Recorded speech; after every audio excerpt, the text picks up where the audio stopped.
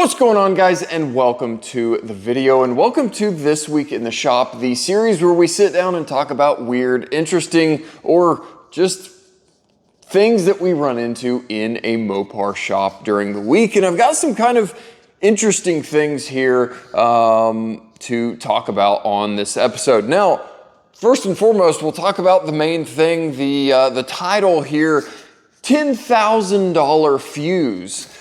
Now you might be going, what are you talking about? $10,000 fuse. Now, I recently had a Jeep Wrangler 4xe, and that is the hybrid, four-cylinder hybrid electric plug-in Jeep Wrangler that they make that honestly we really haven't had that much issue with. You know, yes, you can bag on it for being a hybrid plug-in thing, but man, we really haven't had that many issues. We could have had a lot more, I'm sure, but this one came in with a unique issue, something I have not run into before. It was towed in saying the vehicle wouldn't start. You know, they came out to it in their garage, it wouldn't start. Bunch of warning messages up on the dash, and you know, it got towed in. It's under warranty at the dealership, so get it towed in.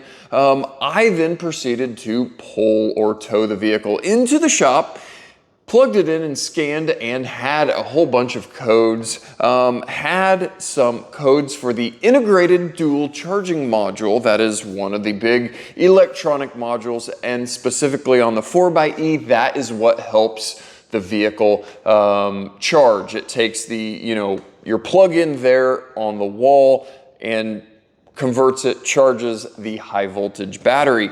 Again, had a couple of weird codes for that, and then had a couple of codes for one of the high voltage fuses or the high voltage circuit being open. And again, have not seen that one before, but started down the diagnosis, and unfortunately with most of these new vehicles or hybrid electric vehicles, we have to get with Chrysler, their tech support, before we can proceed or order any parts. So sent them what they needed, and I was advised to replace the integrated dual charging module. But let's go back to that fuse I was talking about. One of the three high voltage fuses was blown. Now, I'm assuming or under the assumption that was blown due to this potentially bad integrated dual charging module in the vehicle. So they told me I am to replace the integrated dual charging module, proceed with, again, replacement, and then do a little bit more testing, and then we will send you a new high voltage battery due to the fuse that is blown. Now, I'll have a picture up here as I'm talking. You guys, as I can very blatantly see that, yeah, there's two like T25 Torx screws that hold that fuse down. Chrysler, as of now, does not have a fuse as a part number. So instead of just replacing this $5 fuse after the repair, the procedure would have me replace the $10,000 battery. Now, mind you, the battery is completely and totally fine, but there is no fuse part number, and there is no service procedure at this time to replace the fuse. Now, to me, that is ridiculous. Now, does this cost the customer anything? No, absolutely not, but it does if you think about it. Monetarily, no, but time, it absolutely does. So I ordered the charging module, installed it. Now, in theory, I need to be ordering and getting with Chrysler at that to get a high voltage battery, wait the month-long wait for a battery to show up at the dealership, and then finally install said battery, and then the vehicle could be returned to the owner. Now, doing a little bit of Google research, I found a website selling electric vehicle high voltage fuses that anybody and everybody could buy. Now, I found the exact fuse, the 40 amp high voltage fuse. I even measured it out to the millimeter. This website's really cool. It has the spacing, the sizing for all of these fuses, and that fuse was like $8 shipped to my door.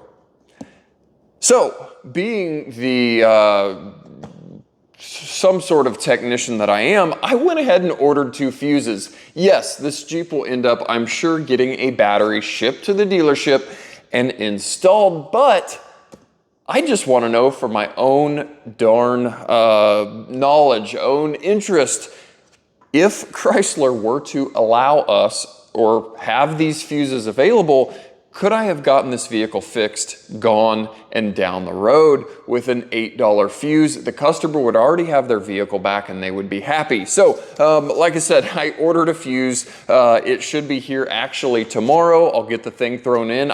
I'm just excited to see when I hook the fuse up, power the vehicle back up, is it all of a sudden absolutely fine, which it should be, or do we still have an issue? But just seems ridiculous that a $8 fuse is requiring a $10,000 hybrid battery to be replaced because the manufacturer does not have the fuses available as individual part numbers. Now, again, this is fine and dandy while the vehicles are in warranty, but go X amount of years down the road, X amount of miles down the road, when this vehicle is out of hybrid warranty and you come in with a failed hybrid component that has caused one of these 3 fuses to blow. I diagnose your whatever component as being bad. It's say $1,000 and you authorize replacement, but wait, there's that fuse that's blown from the $1,000 part that went bad. What are you going to want me to do as the technician at that repair facility? Are you going to then want me to throw my hands up and say, okay, we've got the part replaced, it's all good, but yeah, that fuse that's blown, yeah, you're going to need to spend $10,000 or potentially more because that vehicle's out of warranty. You're going to need to spend $20,000 now because this $8 fuse is blown. Or are you going to want me as the technician to offer the fact that we can get these fuses aftermarket and get it bolted in and get your vehicle back on the road? So again, it just is very, very frustrating as a technician that's wanting to get your vehicle back on the road and out of the darn shop that I am now being asked to put a high voltage $10,000 battery in your vehicle that doesn't need it because of an $8 fuse. So maybe that's a long rant, but I was absolutely mind blown that a $8 fuse is going to end up costing $10,000. But that is unfortunately the way a lot of repairs are going, which kind of moves us to this next thing here. Another technician, not myself, had some interior vehicle issues, some electrical issues in the vehicle, and he ended up tracking down the pinpoint or the issue to a single connector that was having poor connection in the vehicle at one of the computer modules. Okay, great. But unfortunately, that connector, that is not available. There are oftentimes a lot of connector repair kits. It will have the connector, it will have X amount of wires that go into the connector and about a foot of new wire. You can cut the end off of the problem connector wire on this new connector and fix the issue. Unfortunately, not all connectors have repair kits available. So this specific repair or connector in the interior of this vehicle needs a complete body harness replacement.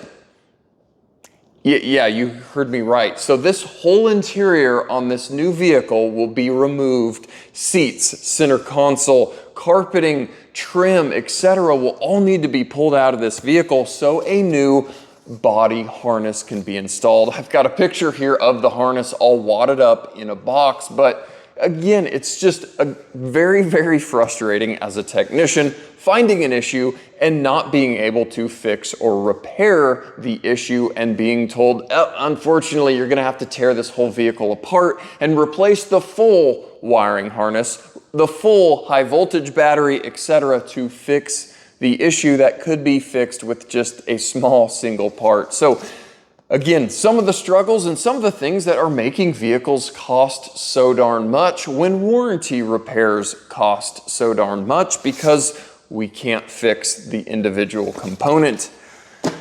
So now off of the electrical, bandwagon here and onto oil changes. A 3.6 liter, which is again very common that comes into the dealership, had I believe this had a head gasket issue. Timing cover needs to come off, valve covers need to come off to be able to facilitate removing the cylinder head and replacing the head or the head gasket.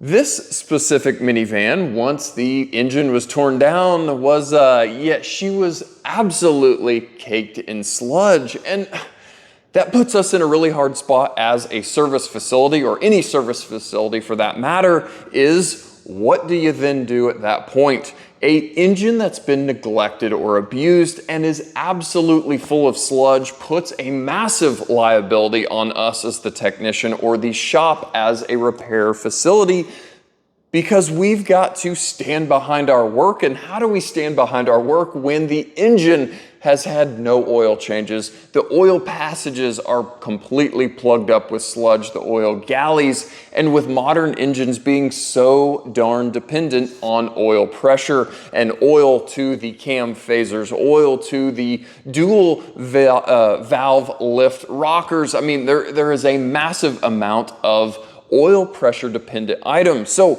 what do we do when we open up an engine and find it is absolutely caked in sludge? Well, we of course get with our service advisor, which gets with the customer and says, hey, we've got a couple of options here. We can continue putting back the initial repair, but keep in mind the engine's absolutely full of sludge. There might be future issues, and unfortunately we can't really stand behind that because of the sludge.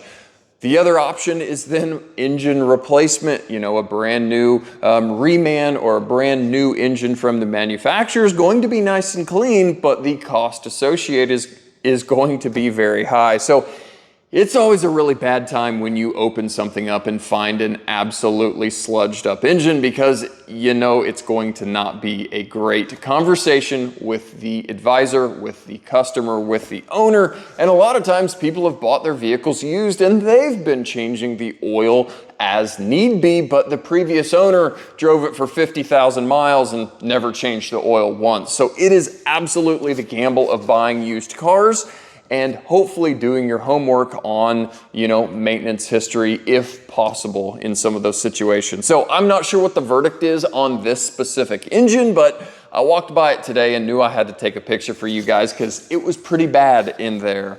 Now, last but not least, back on the warranty bandwagon is Dodge's or Ram's new 2026 warranty that was just announced.